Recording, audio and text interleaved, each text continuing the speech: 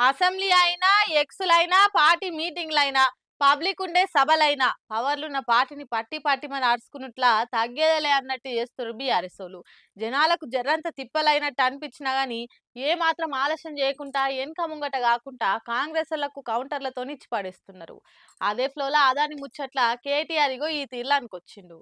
కాంగ్రెస్ పార్టీకి కళ్ళు తిరిగేటట్టు తీరొక్క పాయింట్లతో నడుచుకుంటున్న బీఆర్ఎస్ కు ఆదాని పంచ్తోని ఇంకా కొత్త ముచ్చట దొరికినట్టు అయింది. అటు సెంట్రల్ ల బీజేపీని, ఇటు స్టేట్ల హ్యాండ్ పార్టీని అదాని వివాదంతో ధనాదాని ఇచ్చి పడేస్తుంది కార్ పార్టీ. ఇవాళ అదానికి వ్యతిరేకంగా సీఎం ర్యాలీ అనే వరకల్లా కేటీఆర్ ఈ తీర్ల రాసుకొచ్చిండు. 100 ఏల్కలు నిన్న పిల్లి తీర్థయాత్రలకు పోయినట్టు అదానికి అన్ని తీర్ల తోడు నీడగుంటున్న ఆయన కోసం కష్టపడుతున్న రేవంత్ రెడ్డి ఇవాళ అదానికి వ్యతిరేక ర్యాలీ తీస్తాడట.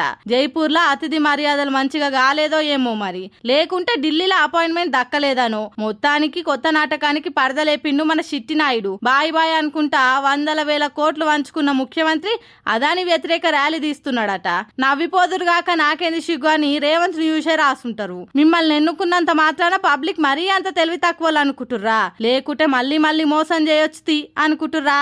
దొంగే దొంగ అనుడు ఇవాళ రేపు కామన్ అయిపోయింది అనుకుంటా ఎక్స్ల ఈ తీర్లాడ్చుకుంటూ కేటీఆర్.